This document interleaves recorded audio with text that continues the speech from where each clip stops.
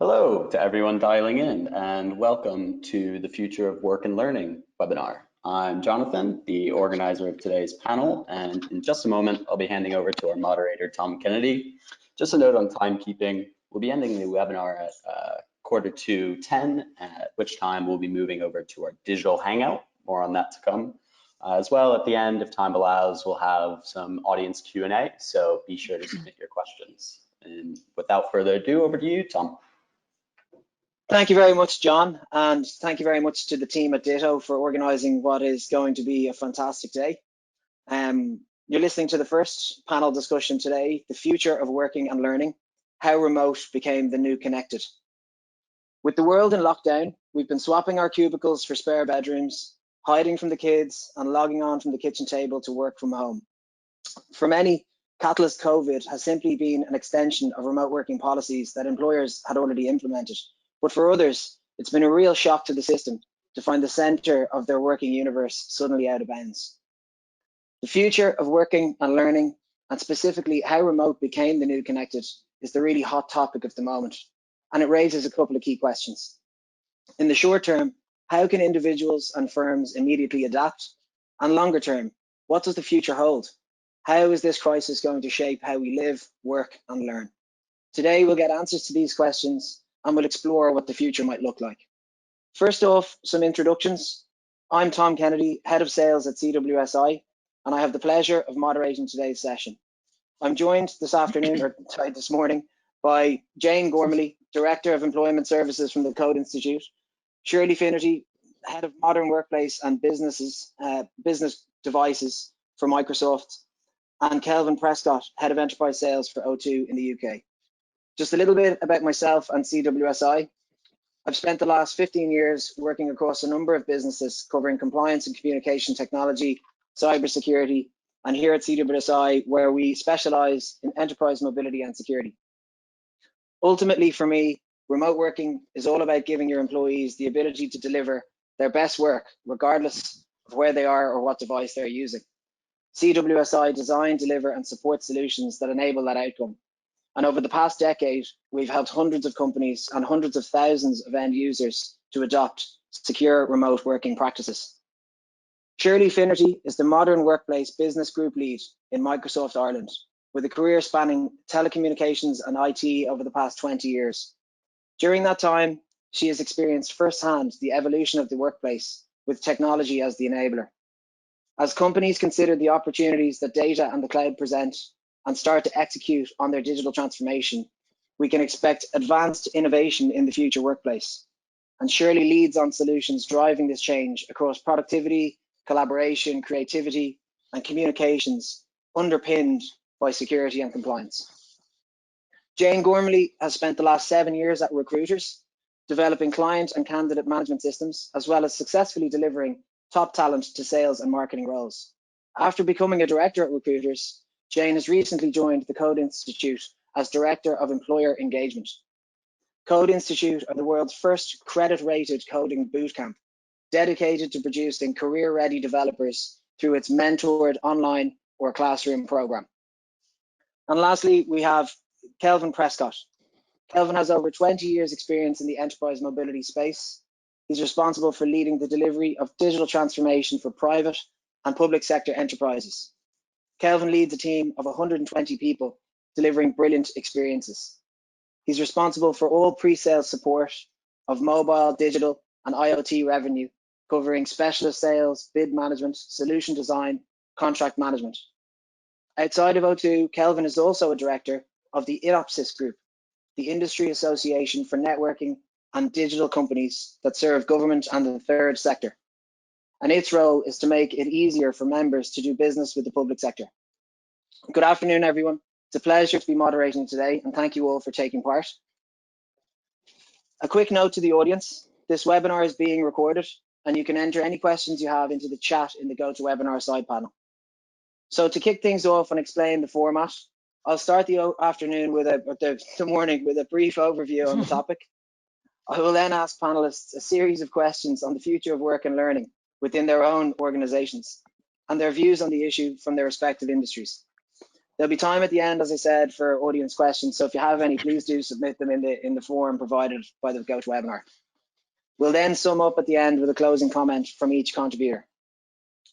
So just a quick overview on what we're here to talk about today.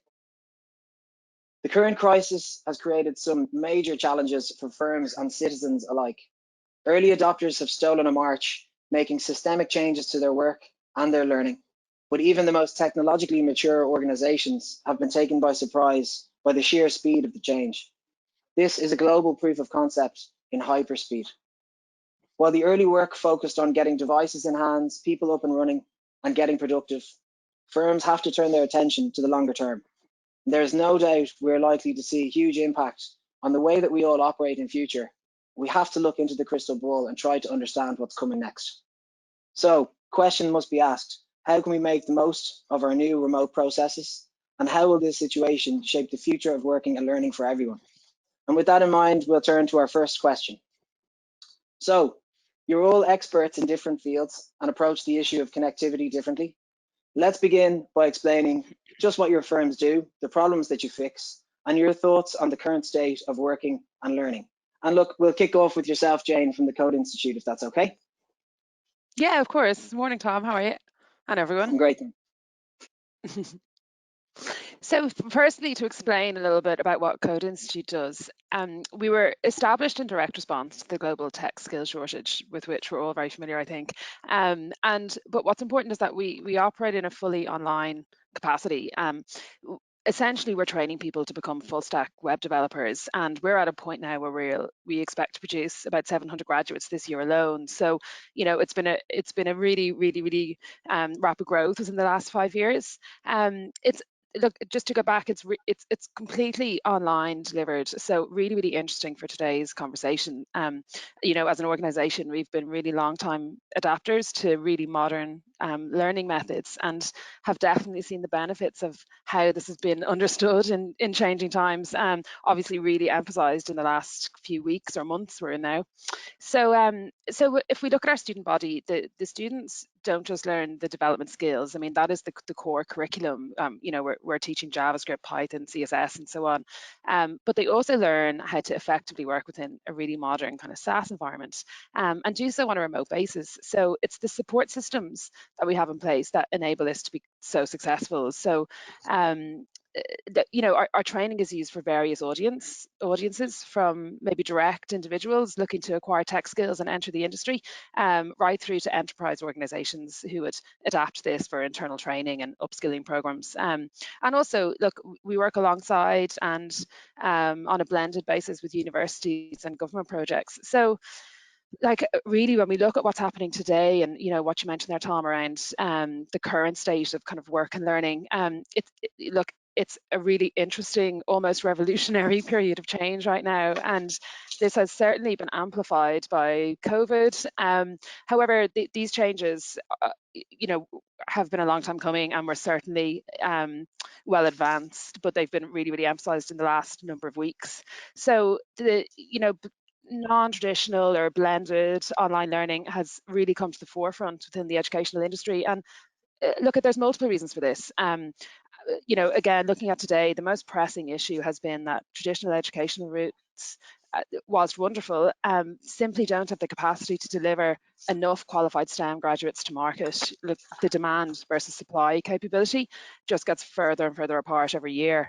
And a really interesting stat around this, to give it a little bit of scale and measurement for anyone listening, in order for us as a jobs market to meet the skills or jobs demand by 2030, we would need to be building 2 universities per day. So that ain't going to happen. Yeah. So when we look at, you know, a fact like that, we need to find these people from somewhere. We need to make the tech industry accessible. And apart from the obvious advantages to, you know, having a skilled workforce, it's also created a process which has become far more welcoming, diverse, and, you know, and more of an open door into something which maybe just was not accessible to everybody through traditional methods. Fantastic, Jane. Thank you for that. Really interesting to hear that you guys align to what I mentioned earlier around stealing the march. You're obviously well ahead of the game by offering this from an EdTech perspective out to the market remotely. So that's great and fantastic. Yeah. So Shirley, we might hand across to yourself from Microsoft to give us your view of the world. Yeah, thanks, Tom, and good morning to everybody. My name is Shirley Finnerty. As Tom said, I'm the Modern Workplace Lead in Microsoft Ireland. Core to my role is enabling organisations to be productive, regardless of their location or the device they might be using, and also to ensure that security is considered in all of their technology deployments. As organisations have shifted to remote working, the support we've been asked for lately includes enabling people to collaborate and meet remotely, and how to do this effectively, how to securely access corporate applications and data. How do we support organisations in running virtual events such as company town halls, and how to securely manage your devices, both those that are managed and unmanaged devices that your employees are bringing into the workplace. And as a result of this shift, we've seen a significant uplift in the demand for Microsoft Teams, which is a digital hub for video conferencing, meetings, chat, file sharing, co-authoring, and applications. And in fact, the demand has been huge over the past couple of months. And in fact, in a single day in March, we recorded 2.7 billion meeting minutes globally, which is a huge statistic.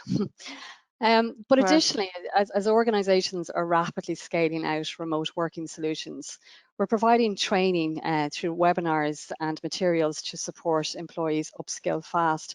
And interesting just to hear Jane talk about that as well. So, you know, the capabilities that online offer in terms of rolling out training quickly and also to get that scale is really, really interesting. And I think it's something that we're all learning about over during the current time. And the training that we're providing, it's not just guidance on how to use Microsoft Teams or how to set up secure meetings, but also tips on running more effective virtual meetings, because this is new for a lot of people. So firstly, we'd always recommend have an agenda. And in fact, we're actually seeing more impactful meetings now as we become more conscious of time and trying to really get results out of a very confined time frame during which we're on those calls. We also recommend turning on video. So to enable face-to-face communications, if we're trying to replace in-person events, the more we turn on video, the more inclusive we will be. Invite everybody in the meeting to use chat windows to ensure that we're being inclusive of everybody and that all voices are heard. And the other thing that we also think is really important is, you know, we're all typically in this mode of setting up meetings for 30 minutes or 1 hour. We're probably all kind of guided by Outlook, but start thinking about 20-minute meetings, 40 minutes, 50 minutes. And this allows for time between calls and meetings for breaks and kind of avoiding that back-to-back meeting scenario. And use features like whiteboards, you know, within your virtual meetings, which allows for creativity and again, more engagement. And finally, what I think is really important as well is that, you know, during your virtual meeting schedules, make time for informal chats. So one of the things we've been doing here is we've been setting up virtual coffees with our colleagues. We've been having family quiz evenings. We've been having lunchtime yoga, just to continue to have that fun and engagement and some downtime with your colleagues. And the final point I'll leave you with, and I think it's something probably we all struggle with a little bit when we're working from home or working remotely, is to mentally switch off at the end of the workday. You know, it can be difficult. You know, you're not changing location. You might just be changing room in the house, but make that conscious decision at the end of your workday to clock out and enjoy your leisure time in the evening. Thanks, Shirley. Some really good advice there and some great tips. I know personally, from my perspective, there was when we went into the lockdown, I was suffering from a lot of mental fatigue. I think to your point about those back-to-back video meetings, when you're in a kind of an in-room, in-person meeting and you're all face-to-face, there's definitely times when your brain can kind of switch off and go different directions. You're not always on. Whereas I find with the video piece, you're always very focused on what's happening in front of you.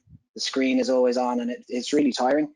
And it's actually interesting because I know Kelvin posted something about that a couple of weeks ago on LinkedIn. But bringing that across, Kelvin, to yourself, I know again back to Shirley's point. I know it's one of those posts that attracts an awful lot more comments and interest because, you know, hit the button, which is just a piece of research that showed that kind of the images of faces on video conferencing is actually over a long period of time that's quite stressful. It's harder mentally for you.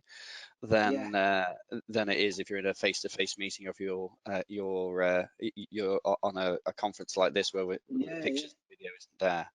Yeah, and I mean, look, if you think about I suppose from your perspective in O2 with 2.7 billion minutes globally in one day, I know O2 are big users of Microsoft technology. How have you been finding it over the past few weeks? You want to give us your insights? It's been weird. It's been weird, actually. And I was, before I talk about O2, just reflecting on what Jane was saying about 2 universities we'd have to build. I'm guessing that if they had to be socially distant universities, it would probably be more than that. Yeah, multiply by 10. Multiply by 10. And the other thing, I'm sure lots of the people who are listening on the call will have children of school age. So the other thing, which is a huge opportunity to talk about hybrid learning, I think the state of learning in my home with homeschooling is significantly worse than it was when they were at a proper school where they had teachers who knew what they were doing. Yeah, so thank you for that, Tom, and thank you for the chance to just get introduced. So O2, well, obviously we're known for providing mobile connectivity. In the business market, we provide a lot of the digital infrastructure that helps businesses run. So networks, access to data centers, all of the things like Office 365 and Microsoft Teams that Shirley was mentioning before. And I would say that the problems we fix in the last 6 weeks, it's been a completely strange experience, as I think it has for pretty much everybody who's been on the panel or listening in. We've had this bizarre transformation in the way our network has been used, and we can really see the impact of coronavirus in behavior, because obviously we see who's using what on the network, or rather what types of things are being used on the network. So we've had, in the course of the last 6 weeks, we've had about 9 years worth of growth in voice traffic. So we plan on how many voice minutes we got. That's gone up absolutely massively, unsurprisingly, because we're all social. We want to talk. If you can't talk in an office, a lot of those things have been translated into calls, and that means lots more voice minutes and lots and longer conference calls. We're also seeing the impact in terms of the travel ban on our network as well. So the way that data gets used completely transformed. So unsurprisingly, streaming sports and streaming music and traffic at Waterloo Station and other kind of Manchester Piccadilly and the kind of big hubs, well, that's gone right down. But we're seeing real peaks now during the office hours that people normally have, where they're doing Teams conference calls, they're doing vastly larger amounts of email, and they're also, I'd hate to say this, and hopefully not too many people are doing this themselves in the audience, we've seen a huge increase in things like online gaming. Not that I would ever have done a thing like that. So what we're seeing is those trends, but the thing was interesting about all of those is they're actually trends that have been going on for quite a number of years. What we've seen in the last 6 weeks is just a compression. It's like suddenly everything, we talk about an exponential growth of the virus, but we've had exponential growth of certain trends, like the need to work, the ability to work from home, the use of technology to connect people, and also the use of technology in hybrid ways. So both a business use device that we use for email and conference calls, but also we've got to have some way of helping our children to log into those online learning sessions or get access to things that help us socially to keep connected to our friends and family. It's a real transformation of that. And I think the future, as you say, Tom, is going to be fascinating to see, because I think many of these changes that we're seeing there, they're going to be permanent. They're not going to get rolled back. That's a great point. Some really interesting stats there, Calvin. I mean, 9 years of growth in the space of a couple of months is absolutely incredible. And it kind of leads me nicely into the next question. So to everybody, really, like, based on your experience, what have you really learned about customer readiness to adjust to that new standard of digital connectivity? And how have you seen firms and individuals adopt that connectivity? And what do you see coming over the next kind of 30, 60 or 90 days? So really, how have you seen people adapt in the short term? And then what do you foresee in the kind of medium term coming next? And we'll kick off with you, maybe, Shirley, if that's okay. Yeah, sure, Tom. So we've seen organizations adjust at varying paces, and many organizations, similar to what Calvin was saying, were already transforming digitally. We've seen companies move to the cloud. They're enabling technology to open up new business opportunities, and some are more advanced than others. But what we've seen is the rapid acceleration over the past couple of months, regardless of the starting point. And within this, we've seen some great examples of how customers are leveraging technology during this time. And just to give you a flavor of some of those that we're seeing in Microsoft. So some customers are enabling applications and teams to schedule bookings, such as patient-clinician appointments, which is not only a benefit in the current environment, but if you think about how that could extend into life beyond this. So eliminating travel time for the patient, and then just making more effective use of the practitioner's time, probably enabling them to see more patients in a single day. And we've also seen technology supporting call centres, so enabling them to continue to deliver much needed services and connecting people to provide critical support, whether that be some of the community services we're seeing or business services. And I believe that we're all learning during this time, and we're becoming more comfortable with video meetings, whereas in the past, some of us may have been inclined to shy away from turning on our camera. And actually some recent research from Microsoft has shown that we're now turning on our video 2 times more than pre-pandemic times. And I think using video conferencing more and becoming comfortable with this as a communications method will certainly deliver future benefits.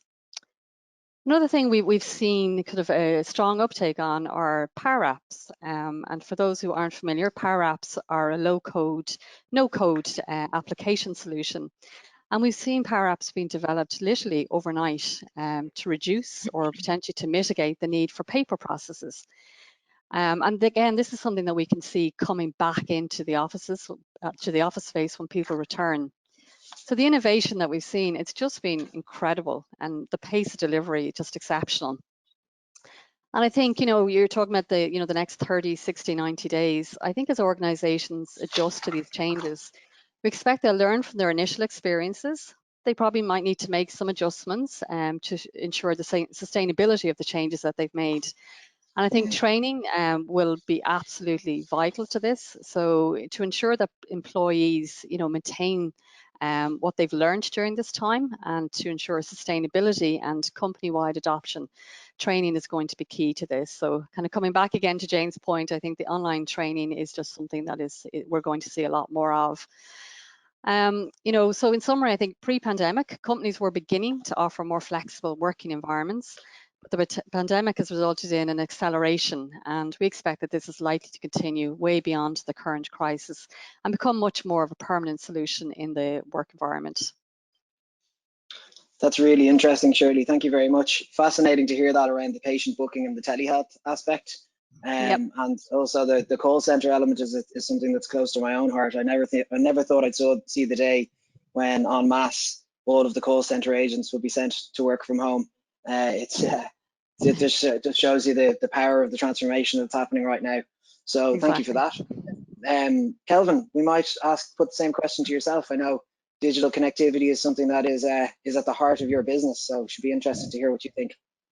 Indeed, yeah, and I'm not sure whether or not the people who know me would be delighted if I was twice as likely to turn on my video conferencing webcam. So the first thing I would say in terms of kind of that adaptation, the adjustment and how we've adapted and our customers have adapted is that I'm reminded of the old Scouts motto that be prepared. So the ones who are prepared at business continuity plans have been able to adapt much more easily than those who perhaps were working on aging infrastructure. And this point about having the right connectivity, that move to cloud, all this list of things that give you a lot of resilience and a lot of scalability. The businesses who are further along in that journey have been able to adapt their operations much more easily. I think that's one of the real lessons, is that if you had that move to cloud with remote working enabled, even if it was only for a subset of your staff, then scaling up something you've already done is absolutely easier by a mile than trying to learn how to do it when you're in the middle of a crisis and there's a huge impact on your people. I think the other thing which is probably worth bearing in mind, and it's really been exemplified in O2 as well, is that the crisis has had a really dramatically different effect on different types of business. So if we look at many of the people in the audience, I'm sure will be kind of office based and those sorts of people, then actually this is a continuation of things they've already done. But we mustn't forget that there are many parts of the economy where remote working simply isn't physically possible. our radio engineers who have to go out and fix masts as being a good example.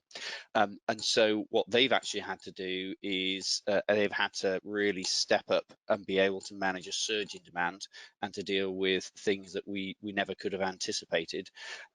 Whilst at the same time, we've had other parts of our business, like the retail business, where we've had to, we took the difficult decision to close all of our retail stores shortly, a little before the formal government lockdown for protecting for reasons of protecting our staff, and clearly in those areas you got this huge negative impact for our people that we have to manage. So it's been a very strange environment. So part of the opportunity that we see coming out of this is then looking at the innovations that Shirley mentioned around how you make it possible using infrastructure for people to work flexibly and securely in different ways, but also how you keep them connected to the people who have to, by the nature of the work, be out there in different locations or in the field. And that's everything from how you connect the people who are providing a lot of the support and logistics to the NHS, so things like Project Nightingale, which we provide a lot of connectivity for,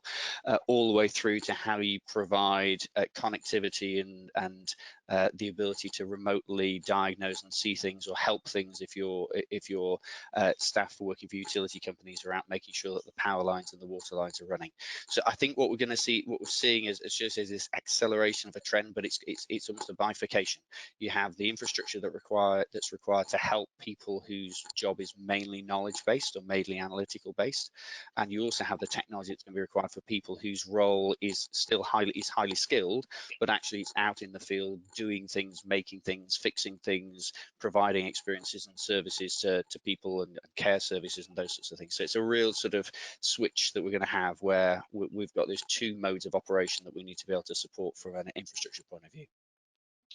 Excellent. That's really interesting, and it's great to hear you guys are supporting the NHS in that way and making things happen quickly. And I think the acceleration is something that we've seen ourselves in our business. What I think is very interesting is how you've mentioned there around what's coming next. It's really looking back at what we've done from an innovative perspective in a time of crisis, and then actually optimizing that and looking forward and saying, okay, well, maybe we didn't do it perfectly, but there's plenty of time now to go and make it better and make it work, because the process we've adopted is definitely the best thing for our business going forward.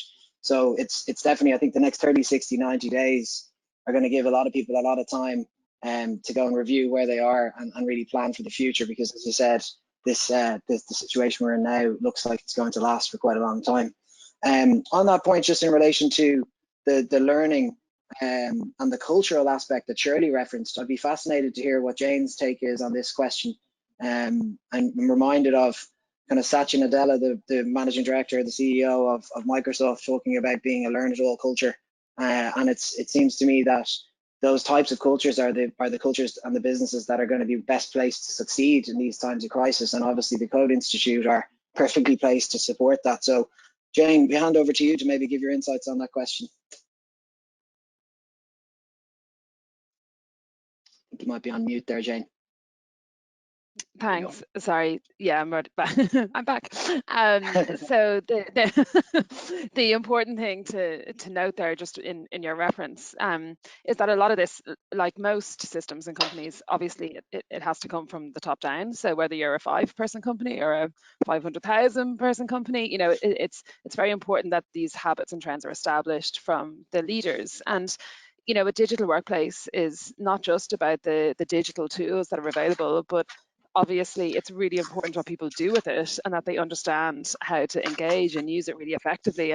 And both, you know, we've all mentioned and referenced kind of time management and, you know, how to be productive with, you know, maybe new processes that we wouldn't have had to use before and kind of readjust a bit. So look, we're in a great position in that we get to see how our, you know, our learners are reacting, and we also get to see what the knock-on effect has been within the workplace. So I guess firstly, if I look at our community of developers who are, you know, working through an educational program, in terms of the program, it's, you know, it's 100% established in how we roll that out. So that's essentially completely unaffected. You know, there's been no disruption in how you know, this is being managed. Now, students are really well prepared, as they would be in any sort of remote working environment, around communication, around engagements, self-time management.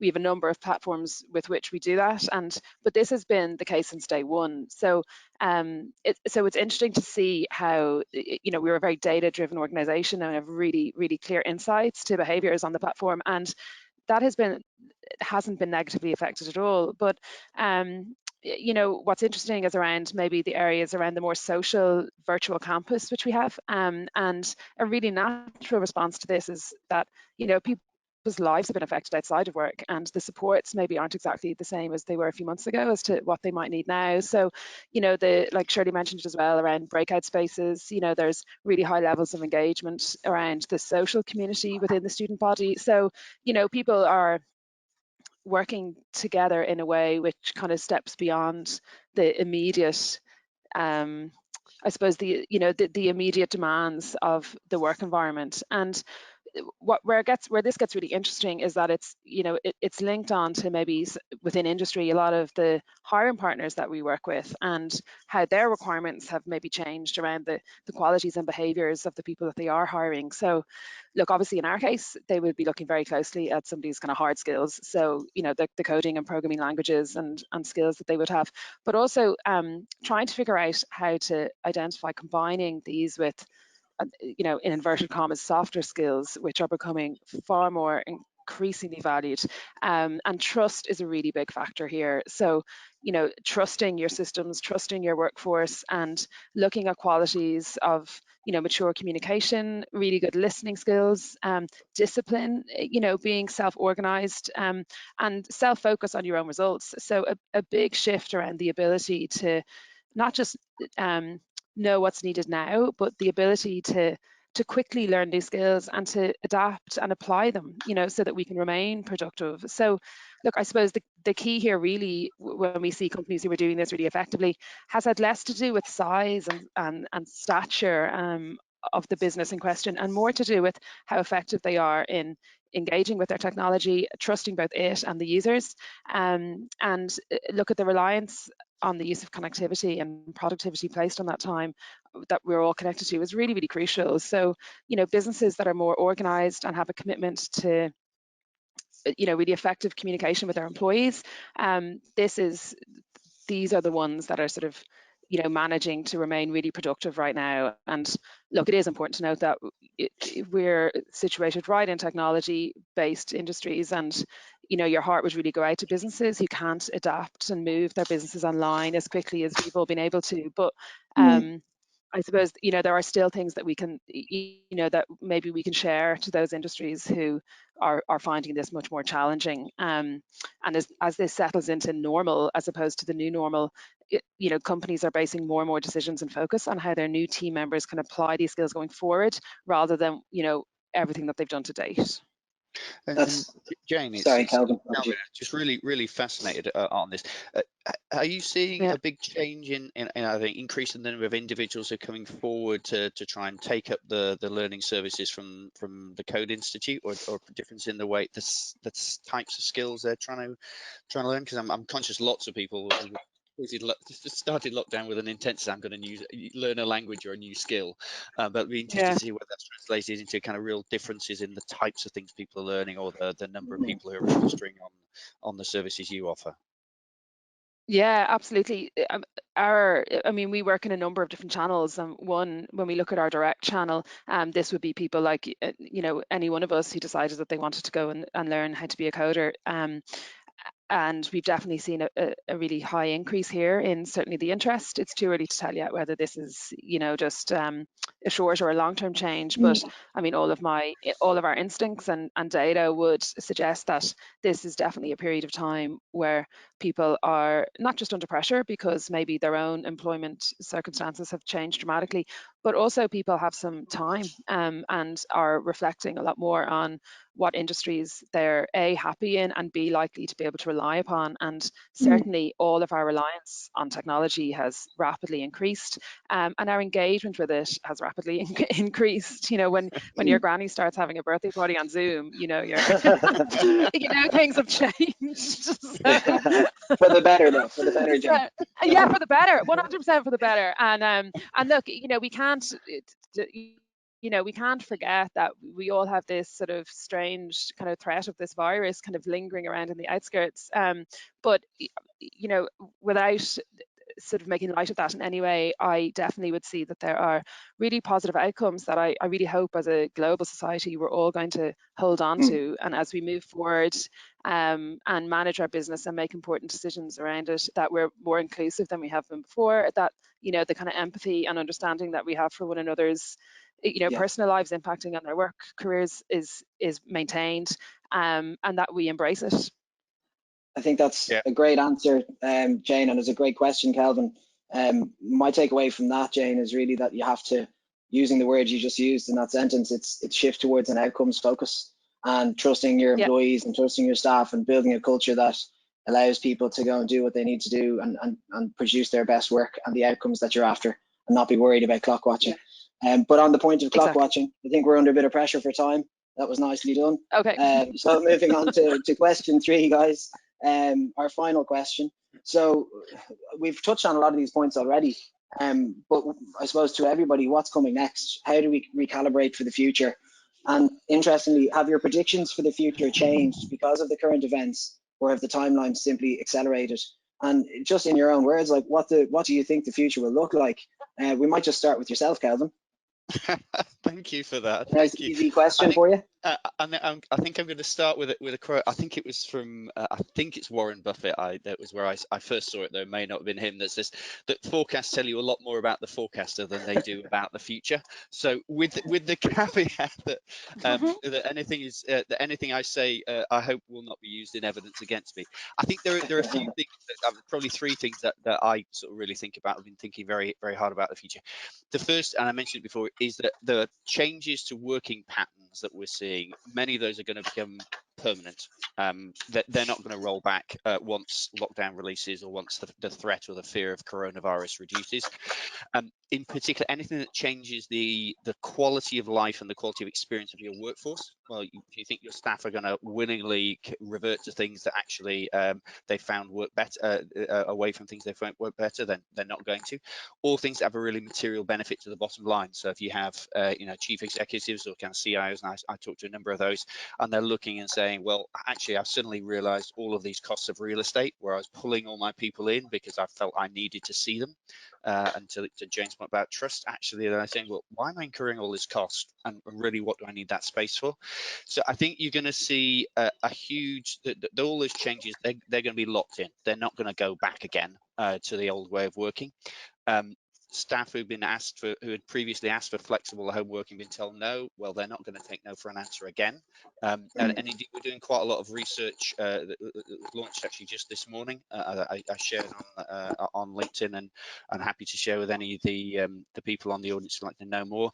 We're looking research about the future of work and working patterns. And one of the things that really came out was that flexible working, the ability to work flexibly, is the most important work-related benefit after salary. It's more important than holidays. It's more important than absolutely everything else. So, so if you want to attract and retain talent, you're going to have to be able to do this. It's a cost of being in business. It's not something that's optional. Second thing I would say, though, is the office isn't dead, and that's my other prediction. I do think that the same research, and I think many people's own experience, is that if you spend every day in your home office or your spare bedroom, whatever it is, it gets lonely. Yeah, and you need office as a place of community, and that's more important in many respects than office just as a place of work. And that means rethinking the way in which the physical space that you have for your staff or that your business operate, and how you make sure you build and maintain a sense of community when you have lots of people who'll be far flung around the country or even around the world. So you got to really rethink that. And I think the third one, and it's not really sort of work and learning, but I think it really does matter in how we think about the future, is that you can expect the cost structure of many businesses, particularly service businesses, particularly businesses that involve face-to-face with people, to change.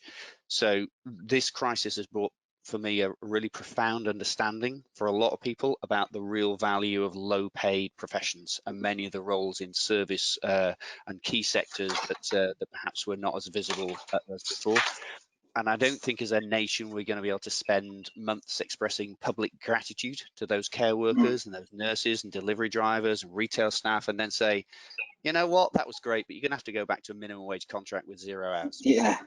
That's not happening. That's not happening. Yeah. And I think you can expect that to translate into increased pay and benefits for those people, probably backed by government policy. And actually that then translates a lot into how much it costs for things and what choices you make. So how much it will cost you to have that restaurant service and that face-to-face service, how much it will cost you for those things. That will also change, and the cost structure for many businesses will change. And that then itself will drive greater adoption of remote working practices where you can, and an increased value on people, on experience, on the quality of the care or the attention and service you receive will be worth something, and you'll pay for it. You'll pay more. Excellent. It's quite a lot there. It sounds to me like you've really put a lot of thought and effort into that. It sounds flexibility to me. I totally agree. It's going to be a massively important element of any job spec going forward, and anyone taking on a role. So on that point, Jane, what are your views on that question? Yeah, well, when we look at the future of the workplace and the future of access to it via education and learning, I think it's a really exciting stage that we're at. There are new opportunities being presented to us, which I think we should grasp, and new methods of learning are going to open all sorts of doors for areas of the populace, and people within people who've always been here but who wouldn't have necessarily felt that it was possible for them to work within the technology industry. And I think we will all benefit from a way more diverse workforce who are feeling more equal by being measured and valued on their performance and their contribution, rather than maybe more of the kind of smaller, less important details, which now have just been sort of thrown out the window. So in recalibrating for the future, I see ourselves as being in it, and this has been a great opportunity if we want to take it to stay here. Really just focusing very quickly on education. Look, this has been a change which, for anyone outside the educational industry, perhaps hasn't been as apparent, but the move towards blended learning, and particularly with younger generations viewing education as a lifelong continual process. It's not necessarily done in 4-year blocks anymore at a really early stage of your career and then sort of left behind. So I think that these changes are a really valuable thing for us to accept, and that work and learning should be a more blended process in order to suit all sorts of people. So yeah, that would be my main thing. And then just if I was an employer right now, I would definitely be spending time focusing on how to engage more effectively with your workforce around training and upskilling, and just accept that that's going to be a responsibility and that you can really benefit from it. So particularly in the tech industry, where disciplines change very, very quickly, it's something that you were just going to have to be more prepared for, and more generous with, I think. So that will be the 3 main points for me. Great, thanks, Jane. I think it's a very optimistic view you have there, which is fantastic. And life gives you lemons, go make lemonade. I think it sounds really interesting that we see collectively, it sounds like we see a social improvement and diversification of types of abilities we may have and talent. So that's great. And Shirley, over to yourself. Would you like to give us your view on the future? Yeah, so just to close out in this, so I suppose a lot of my thinking would be very aligned with Calvin and Jane, but I suppose one of the things I just wanted to bring into the conversation is around culture. And in Microsoft, it's something we've been conducting research on over the last 3 years, so looking at digital transformation and how culture impacts the future. And I suppose the big lesson around culture is sometimes it gets overlooked in terms of getting the right mix of people, the support and technology. And our most recent research, which we published in January this year, really focuses on the impact of an innovative culture. And out of that study, it found that companies with an innovative culture are likely to expect double-digit growth over the next 5 years. And also, to Calvin's point, in terms of retaining and attracting the right talent, again, organizations that embrace an innovative culture are better positioned to win the war for talent. And I suppose, when we talk about innovative culture, what does that actually mean? So there's kind of 3 areas that we would think about. So one is breaking down silos. So, companies that support collaboration, provide the right tools, the right technology, the right training to support this. That's kind of the first step to really embracing an innovative culture. And secondly, empowering teams to speak up, not to be afraid to make a mistake, and rather learn from them instead. And again, we've spoken about trust and the importance of this. I think this is paramount to kind of moving forward to the future workplace. And then thirdly, promoting efficiency. So our recent research indicated that 60% of time is lost on inefficient meetings, searching for information, unnecessary interruptions, seeking approvals, etc. I could go on. I think we've all had those experiences. Yeah. but like, it's just to see 60% of time lost on that is just incredible. So embracing more of an innovative culture, bringing in technology is really going to enable more efficiency. So I suppose Great. Just to kind of sum up, conscious of the time there, Tom, as well. So just kind of the final point, just to leave you on, I think, companies have had to rapidly scale out technology in order to enable remote working. And I think it brings a huge opportunity for the future in terms of considering a distributed workforce, optimizing your operations to become more efficient, and really kind of leveraging technology to enable new business opportunities. So spend less time on the mundane tasks that are taking up 60% of your time, and instead spend that time on working on new business opportunities. Fantastic, Shirley. Thanks very much. That's a great outline. I think it reminds me of the quote. I think it's Peter Drucker. Culture eats strategy for breakfast. Sounds like you guys are all over that. So from our perspective, look, the time has flown by, guys, and we're coming towards the end of the session, and I'm very conscious of time here. So we might have one 20-second comment from each of the contributors, if that's okay. And we'll start with you, Jane. Is there something you'd like to leave the audience with today? I think maybe in that summary, that was part of it. I really like what Shirley said there about the culture piece, but trust your instincts going forward, talk to your employees. It doesn't matter what size your business is, there's an opportunity there for you to do this. Great. Okay, thank you. And Shirley, over to yourself. What would you like to leave the audience with today? Yeah, so very similar to my last point. I think, when returning to the office, really leverage the technology that you've enabled, over the past couple of months to promote this innovative culture, as this will be the catalyst to kind of unlocking and, optimizing your innovation so that you can adapt to ongoing change, because I think that is going to be the future of the workplace. Great. And Calvin, what about yourself? This one's a personal tip. So as we move into that digital age, then digital presentation skills are going to be the most important things that affect your ability to communicate and persuade. So you need to be every bit as good at vlogging as you are at drafting PowerPoint slides. Very good. More videos. I'm not sure about that one, but we'll have to have a look. So guys, thank you very much. I've really enjoyed today's session myself. I've learned a lot. My key takeaway here for the whole thing is that, look, the technology that we need to go remote and get productive and stay secure is at our fingertips, and to learn. For me, it's the companies that adopt the technology while also adapting to the cultural shift that'll be really the leaders that break away at this point. So really fascinating insights. With that, many thanks to the panel for sharing their insights. Find out more about Ditto and the services the guys provide, please visit ditto.tv. The session has been recorded and a link will be shared with everybody via email. And for more information or a copy of today's slides or to discuss any of the topics covered, please get in touch with us at control@ditto.tv. That's control@ditto.tv.